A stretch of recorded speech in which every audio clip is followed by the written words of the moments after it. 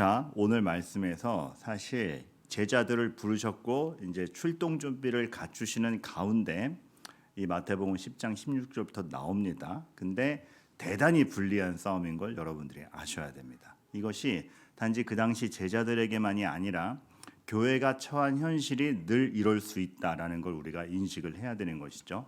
벌써 딱 정황이 보면 이게 참 제가 마태복음 9장 10장을 쭉 읽으면서 되게 기가 막힌 게 추수할 것은 많은데 일꾼이 없다. 그래서 막 일꾼이 될 것을 마음을 독려하시죠. 그리고 제자들을 불러 모으세요.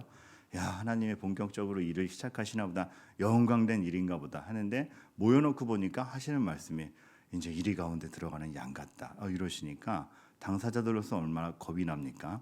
그것이 우리들에게도 다시 말하지만 우리들에게도 마찬가지라는 걸 우리가 늘 염두해야 됩니다. 근데 왜 이런 무시무시한 표현을 하셨을까? 이리 가운데 양. 양을 이리 가운데 보낸다라는 것은 그냥 끝인 거나 다름없는 것이죠. 생존에 대한 확률이 몇 프로나 될까? 그 생존의 확률로 생각했을 때 너무 무시무시한 장면입니다.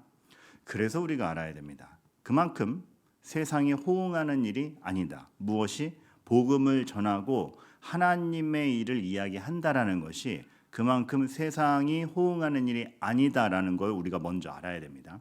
그래서 하나님, 제가 이렇게 순종하고 믿는 사람은 저이고, 아니 하나님 말씀대로 살아가는 건 전데 왜 저 사람이 더 잘 되죠? 믿지도 않는 저 사람이 라는 놀람이 없어야 됩니다. 원래 그렇게 호응이 없고 엘리야도 같은 투정이 있었죠. 아니 믿고 순종하는 거는 나인데 어떻게 아합과 이세벨이 여전히 권력을 잡고 있지요?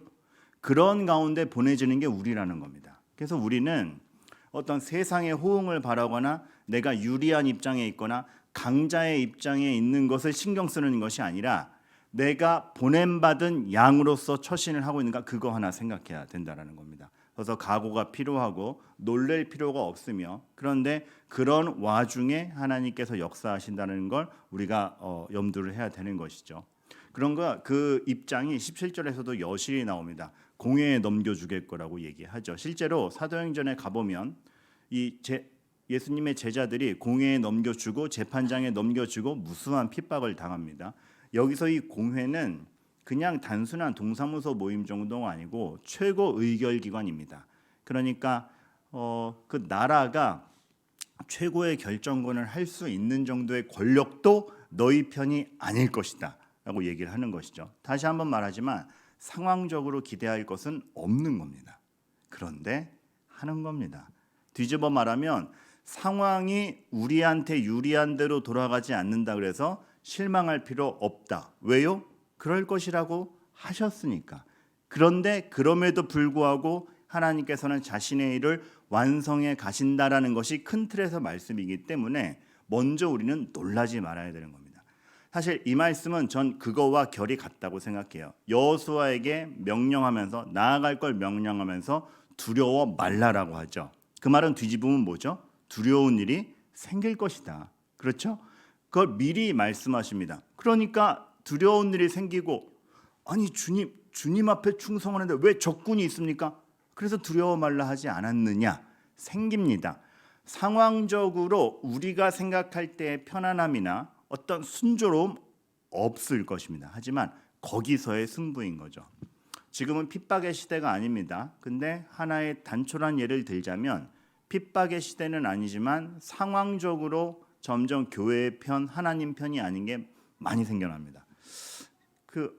이게 40년 간격을 두고 시리즈와 같다 생각되는 두 책이 있는데요. 하나는 닐 포스트만이 지은 80년대 책이죠. 죽도록 즐기기.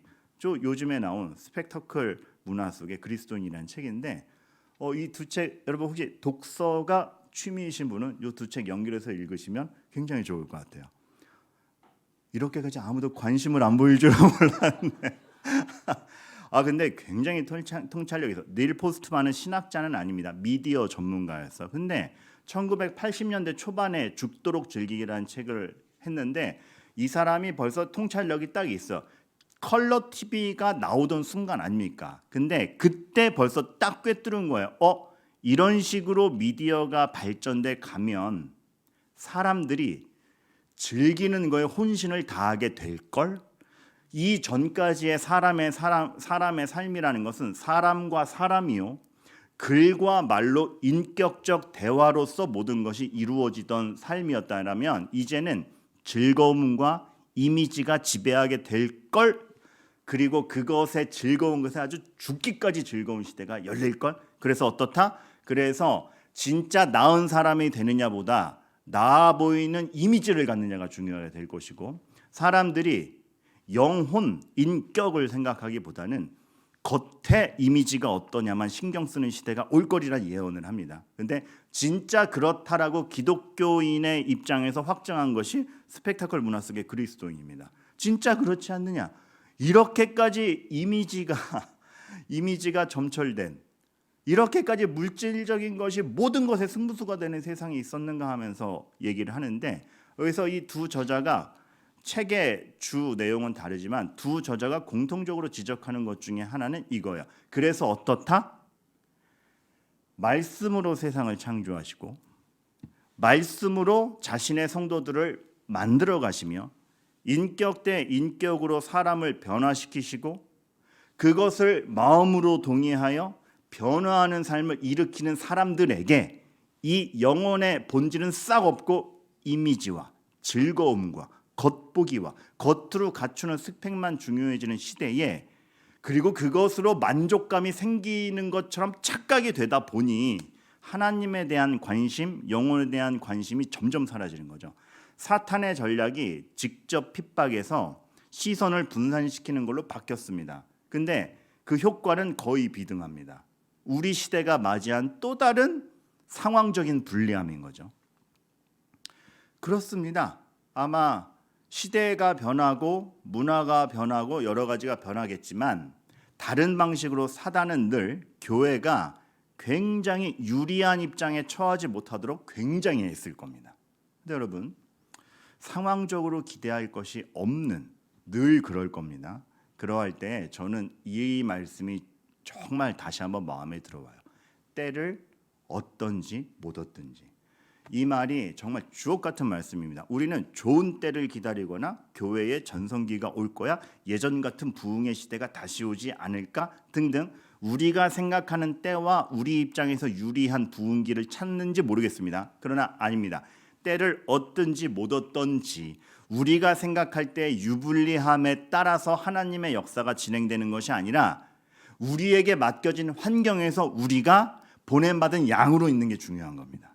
그리고 거기서의 발버둥, 거기서의 정말 하나님의 자녀로서의 믿음을 지켜가는 것, 그것이 중요한 것이죠. 그래서 공회에 넘겨질지라도 하나님은 하나님의 일을 하실 것이고, 내가 미리 예언했지만 상황은 너희 편이 아닌 거 불보듯 뻔해. 그러니까 공회에 잡혀갈 때 이거 뭐가 잘못됐구나 하면서 놀라거나 실망하지 말아라가 예수님의 처음 제자를 부를 때부터의 선언이었던 겁니다.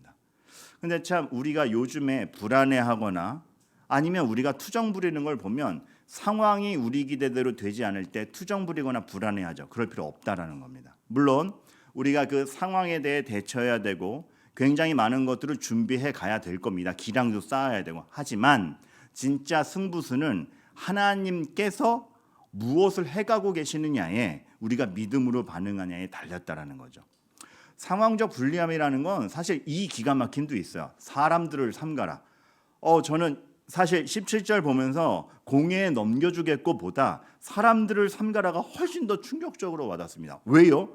지금 예수님의 제자들에게 시키시는 일이 무엇이고 하나님께서 여전히 교회를 통하여 시키시는 일이 뭡니까? 사람을 구원하는 겁니다. 근데 우리가 구원해야 될 사람이 우리를 공격할 수도 있는 겁니다.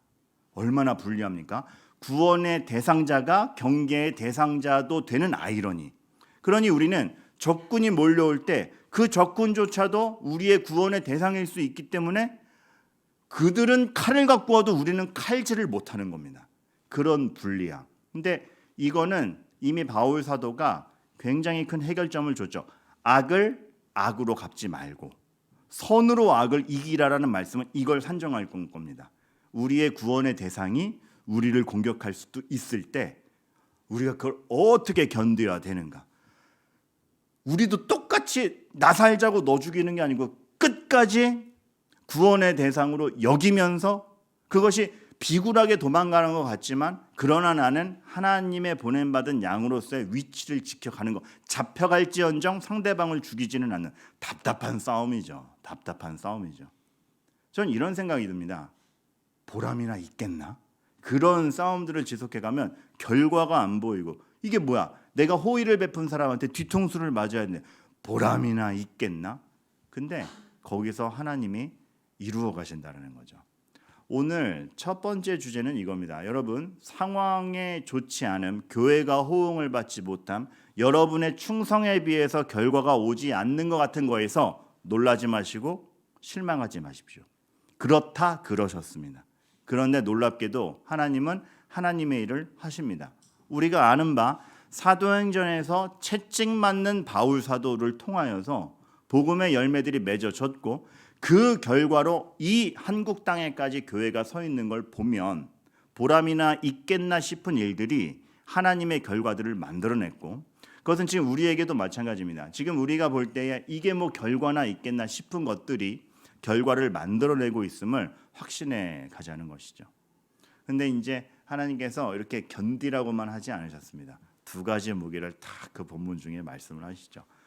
그럼 이러한 정말 상황적으로 아무것도 우리한테 유리한 것이 없는 가운데 그러면 성도에게, 교회에게 그리고 그 당시 제자들에게 주님께서 무기라고 주신 해법이라고 주신 것은 무엇인가? 사실 그 위기의 말씀 중에 같이 곁들여 있죠. 첫 번째 뭐요? 뱀같이 지혜롭고 비둘기같이 순결하라. 비둘기같이 순결한 거룩을 생각하면서도 이 땅을 디디고 사는 그 지혜로움을 가져야 한다. 전 바울이 이것에 대해서 굉장히 충실한 사람이라고 보는데요.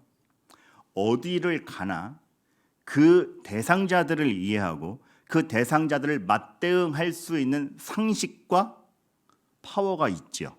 그거는 뭐 여러분 기량이 있어야 제대로 역할합니다. 그런 게 아니라 그 닥친 상황에서 본인이 할 수 있는 최선의 것으로 지혜롭게 행동하는 걸 봅니다.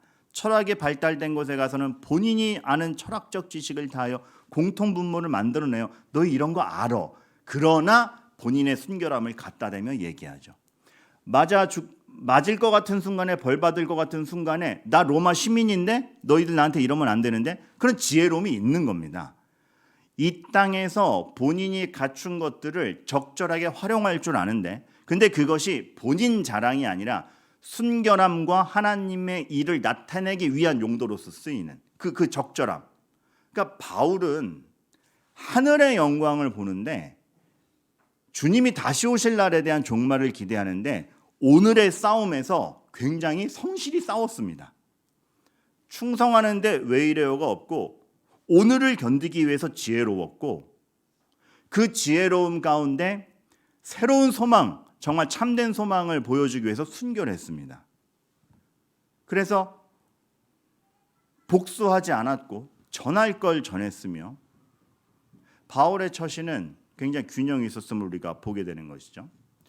저는 그럼에도 불구하고 우리가 다 바울이 아니니까 도대체 내 삶에서 뱀같이 지혜롭다는 건 무엇일까 늘 생각하게 됩니다.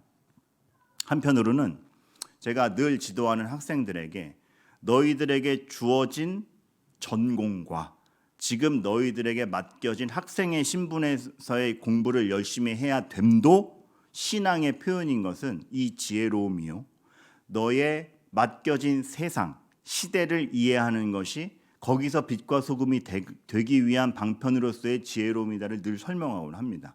그럼에도 불구하고 우리가 뱀같이 지혜롭다라는 건 굉장히 어렵죠. 그리고 저는 지혜롭다라는 말이 되게 무책임하게 쓰일 때가 많은 것 같아요.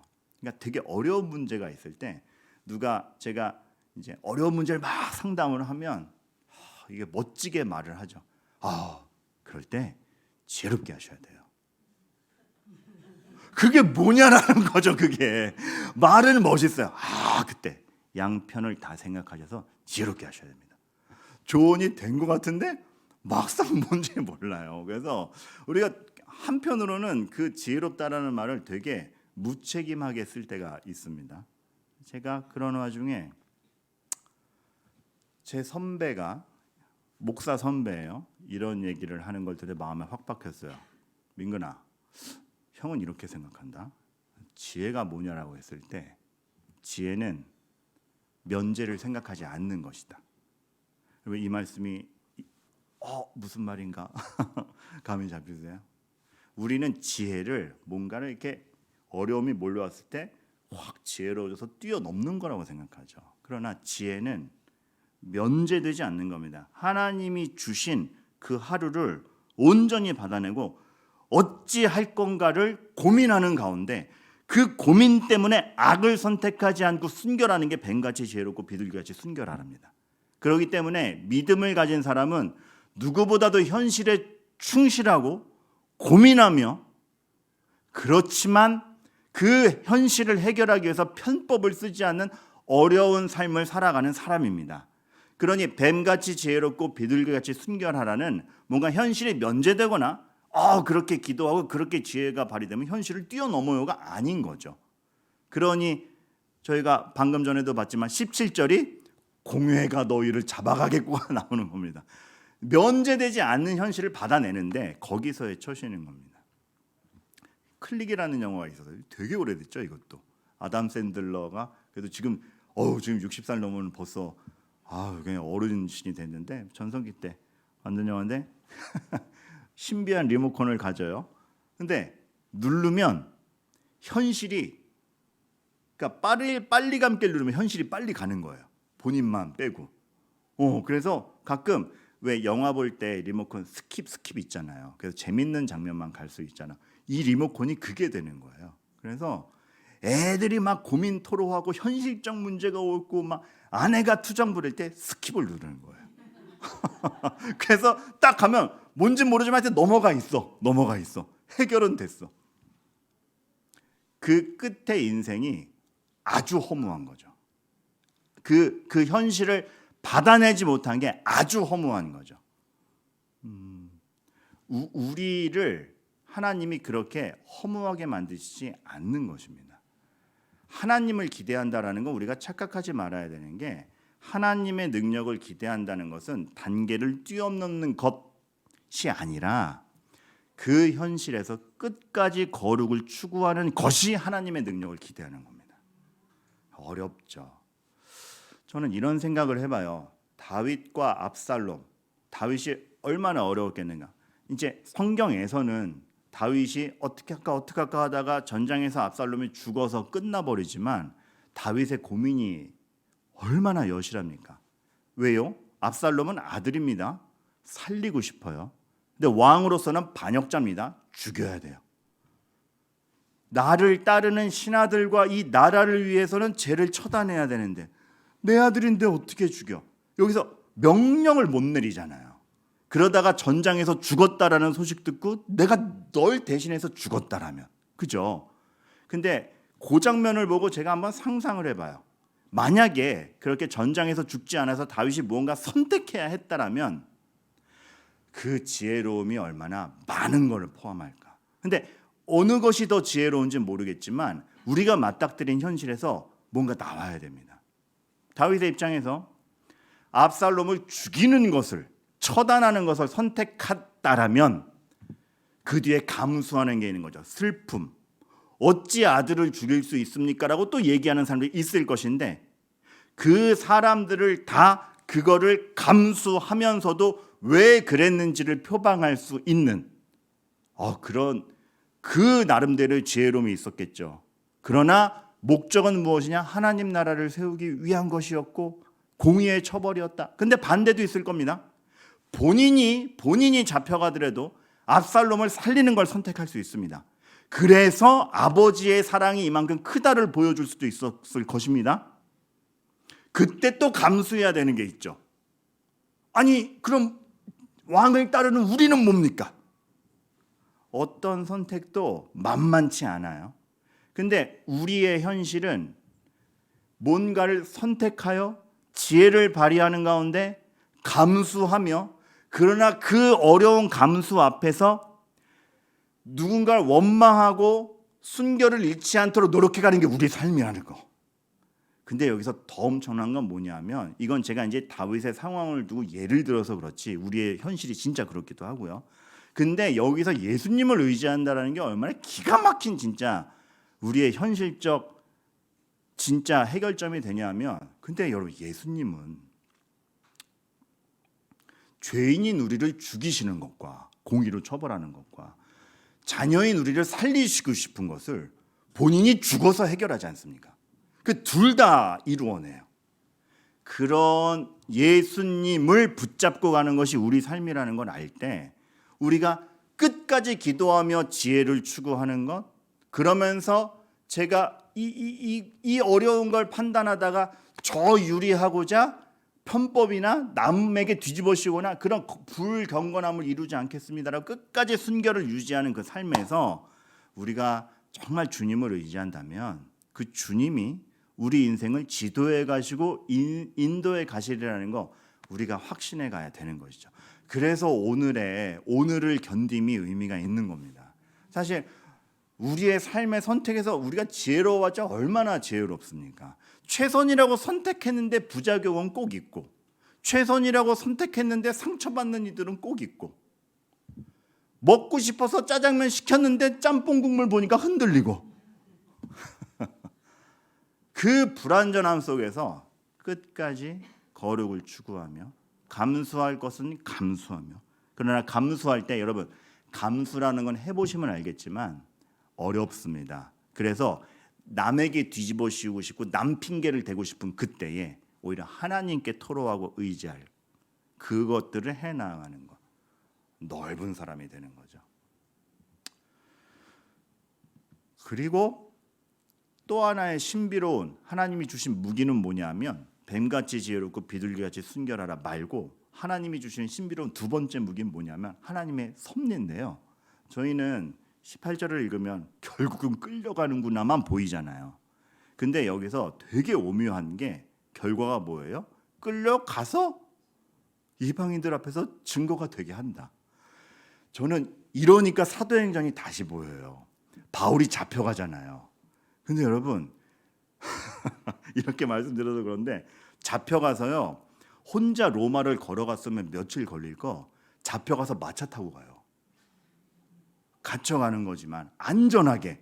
그리고 그 당시 왕과 공회 앞에 나아갈 수 있는 시민이 로마에 몇이나 됐겠습니까? 함부로 안 됩니다. 근데 잡혀가서 지금으로 따지자면 갑자기 무명인이 전국구 TV에 메인 무대 차지한 겁니다. 그리고 자기 말을 할 수 있는 기회를 얻은 거예요. 신비하죠.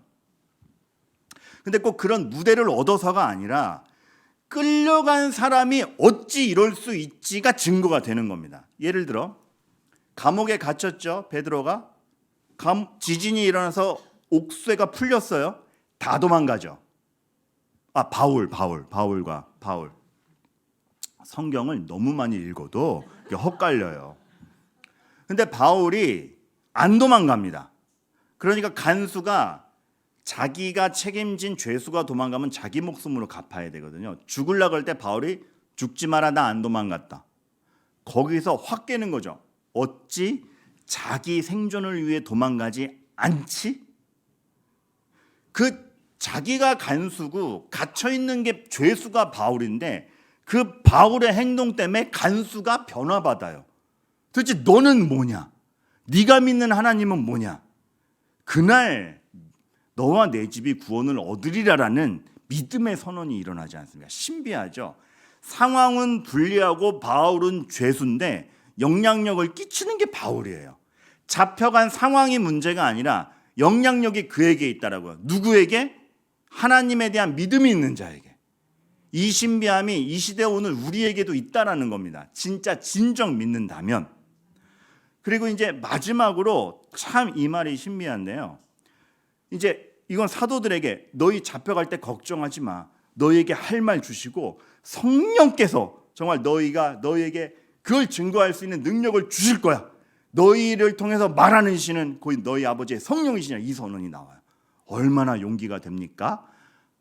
저는 그래서 예전에 청소년부 때 이거 얘기하면 청소년 애들도 감동할 줄 알아서 우리가 가진 믿음이 이렇게 성령의 역사구나. 청소년 애들은 감동 잘 받지 않습니다. 이거 설명하니까 뭐라 그랬게요? 말을 하는데 너희 안에서 말씀하시는 이가 성령님이다. 오, 너희들의 입을 통해서 그럴 수 있다. 아니, 그렇게 와서 역사하실 거면 그럴 거면 직접 하시지 굳이 왜 우리 입을 통해서? 제가 가르쳤던 청소년 애들의 대답이었습니다. 지금 생각해도 치가 떨립니다. 잘 자랐어요. 근데 걔네들이 또 잘 자랐어. 그렇죠? 아니, 그렇게 역사하실 거면 직접 빛 가운데 나타나셔서 너희들은 나를 믿어라 이러면 되지. 왜 굳이 우리 입을 통해서? 그만큼 우리가 확신한 아멘이 위력이 있는 겁니다. 하나님은 그걸 통해서 역사하신다는 거예요. 그거를 동의하고 믿음으로 함께 가는 우리를 만들고 싶으신 거고, 그런 우리를 통해서 되는 말이 정말 너희가 나를 확신해서 내뱉은 말이면 위력이 있다. 그게 여러분의 입술입니다. 그러니까 우리가 참 진짜 하나님의 역사지 하는 아멘을 이루어내는 삶이 얼마나 고귀합니까? 근데 여기엔 이것까지 포함이 됩니다. 자녀를 잃은 장례식 너무 힘듭니다. 너무 힘듭니다. 한 번은 자녀가 먼저 간 장례식에 마지막 발인 예배를 인도하고 유가족을 위로하고 오는데 그 아버님이, 저는 친하신 분이었어요. 아버님이 목사님 끝까지 인도해 주셔서 감사합니다. 천국 확신하지만 지금의 허망함은 쉽사리 사라지지 않네요. 그래서 저를 배웅하시면서 목사님 수고 많으셨습니다. 가십시오. 제 마지막으로 할 수 있는 말은, 제가 감히 드릴 수 있는 말씀은 아니지만 근데 어쨌든 아드님을 제외할 수 있는 건 확실합니다. 그러니까 아버님이 이렇게 대답하셨어요. 네, 알죠. 확신합니다. 근데 목사님, 그 말이 잊혀지지 않아요. 목사님, 제가 아멘 할 때까지 시간이 필요합니다. 그것까지도 하나님은 포함하는 겁니다. 기다려주시고 그 삶의 여정들에서 아멘하는 순간을 분명히 만드실 건데 그 아픔을 다 솎아내면서 아멘하고, 근데 마지막에 진짜 전 이 아버님이 언젠가 그럴 거 기대해요. 그때가 되어서 목사님 아멘입니다. 저 아들 제외할 거 확신하죠. 라고 말할 수 있는 단계가 오면 거기서 엄청난 위력이 나올 겁니다. 누군가를 위로할 것이며 누군가를 하나님께로 인도할 수 있는, 그러니까 그런 맥락들을 하나님이 우리 삶 속에서 만들어 가시는 거죠. 그래서 아까도 얘기했지만 그래서 면제되지 않는 거예요. 그래서 지혜는 고달픈 거예요. 근데 끝까지 거룩을 추구하는 거예요. 근데 요한계시록에도 나오잖아요. 끝까지 충성하면 하늘의 멸류관을 준다라는 위력이 진짜 여러분에게 있을 겁니다. 여러분, 이 시대의 교회로 있다라는 거 사도 시대보다 더 낫다라고 할 수 없습니다. 직접 핍박이 없지 혼란함은 훨씬 가중된 시대라고 생각이 됩니다. 그런 가운데 여러분들이 믿음으로 살아간다라는 것이 만만치 않을 것이지만 분명한 결과가 있고, 그래서 면제되지 않는 오늘의 고민에서 정말 하나님을 부둥켜 안으시기를, 그래서 여러분들이 최종적으로 맞습니다. 하나님이 맞았습니다라고 외칠 수 있는 순간에 놀라운 능력을 보게 되시리라 함께 기대해 봅니다. 사실 저도 지금 알아가고 있고 보아가고 있는 상태라 저도 못났고 어렵습니다. 하지만 하나님의 선언이기에 확신하는 거예요.